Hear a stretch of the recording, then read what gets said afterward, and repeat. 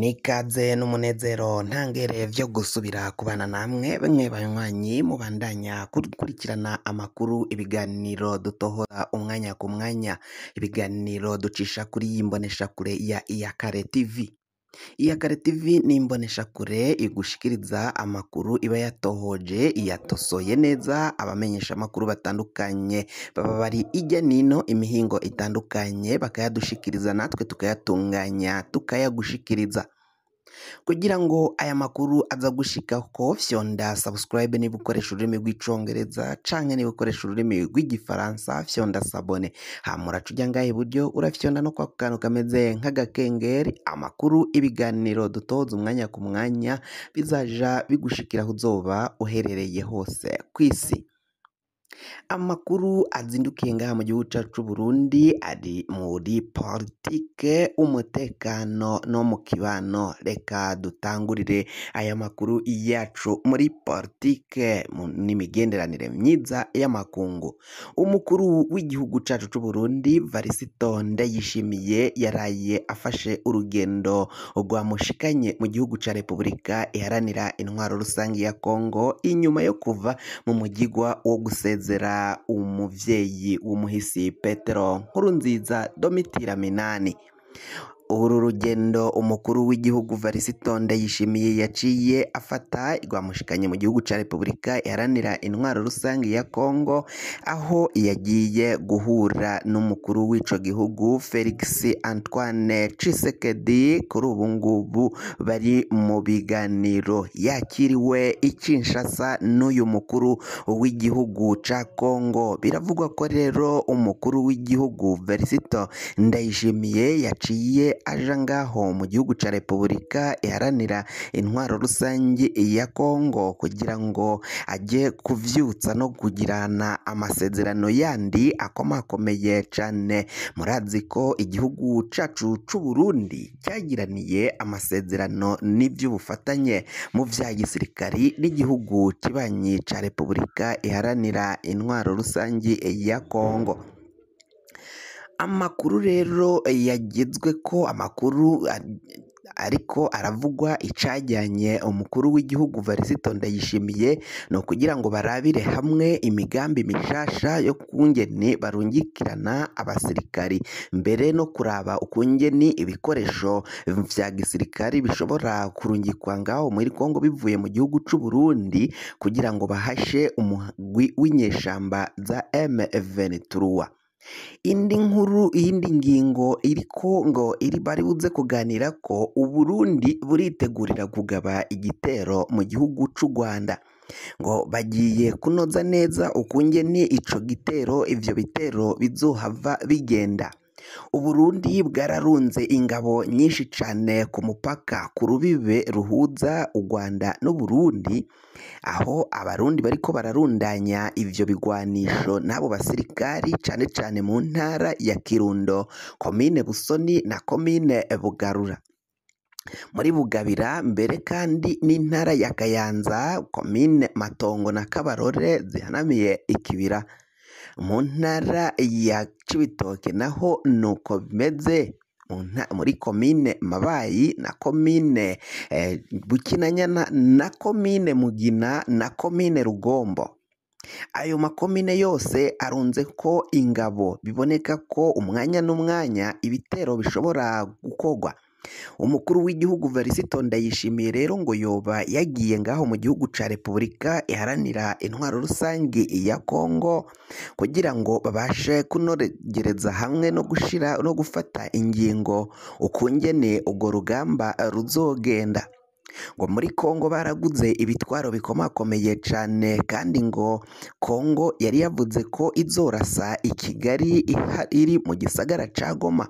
Ngo bashobora gufata umukenyuro mushasha, ibigwanisho bikava mu gihugu ca Kongo. Ivyo bigwanisho leta ya Kongo yaguze bikarungikwa mu gisagara ca Bujumbura, bikarungikwa Igitega, hama Igitega akaba aribo bashoza urugamba ku Rwanda. Amakuru avuga ko hari inyeshamba za FDLR zaciye zijabuka igihugu ca Kongo zija mu gihugu c'u Burundi. Abo bagwanyi ba FDLR basize bahekuye u Rwanda mu mwaka w'1994 bakoze jenoside yakorewe abatutsi. Baciye bajabuka baja ngaho mu gihugu c'u Burundi, aho bavuga ko hari abasirikari 700 bajabutse bo mu muhari wa FDLR. Bakaba bariko baraha imyimenyerezo n'ukungeni bigisha abo barundi imiterere y'igihugu c'u Rwanda. Bakaba bari kubikorera mu ntara ya Kirundo, komine ya Busoni na Bugabira. Abanyagihugu bo muri izo ntara baravyemanze, mbere kandi barabwiye ikimenyeshamakuru SOS Media Burundi ko abanyeshure batanguye guta amashure bivanye n'ubwoba kubera ibigwanisho n'abasirikari benshi babona ko bariko bararundwa ngaho kuri uyo mupaka.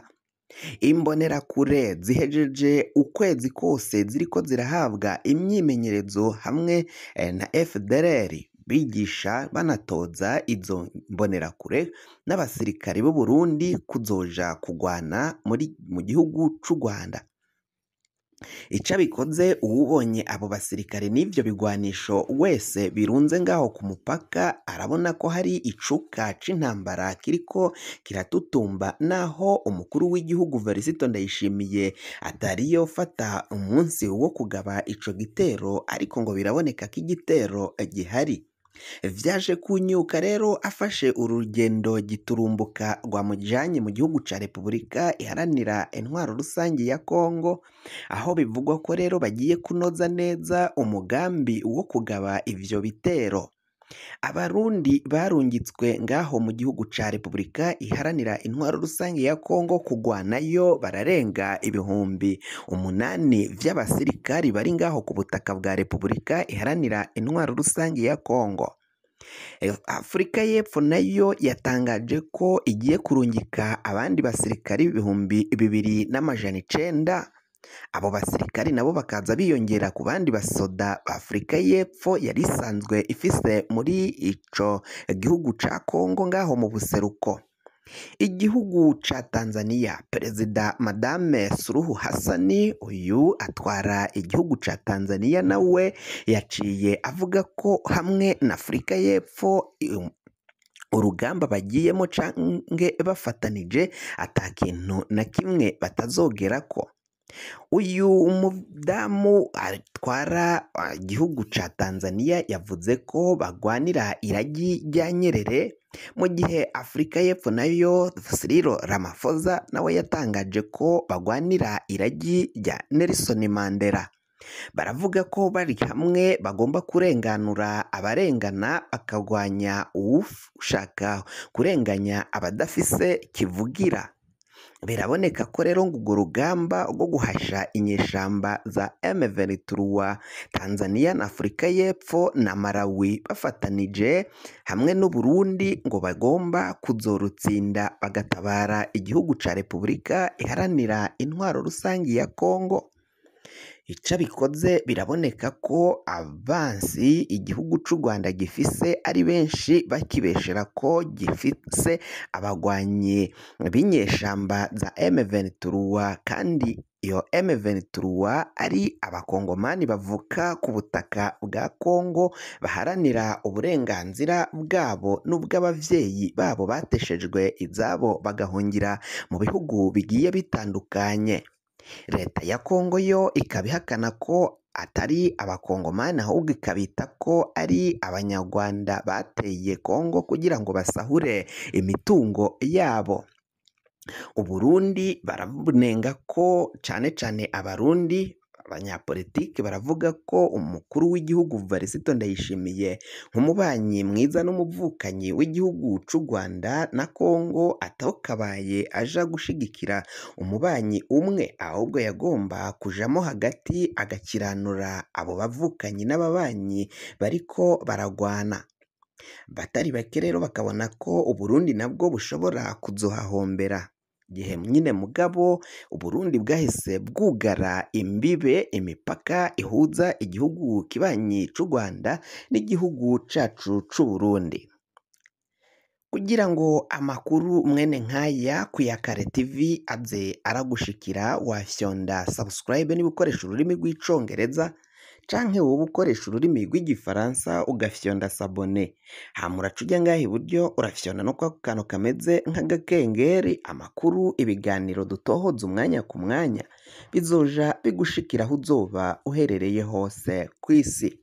Mwe mwahejeje gufyonda subscribe kandi tukaba tubakengurukira cane.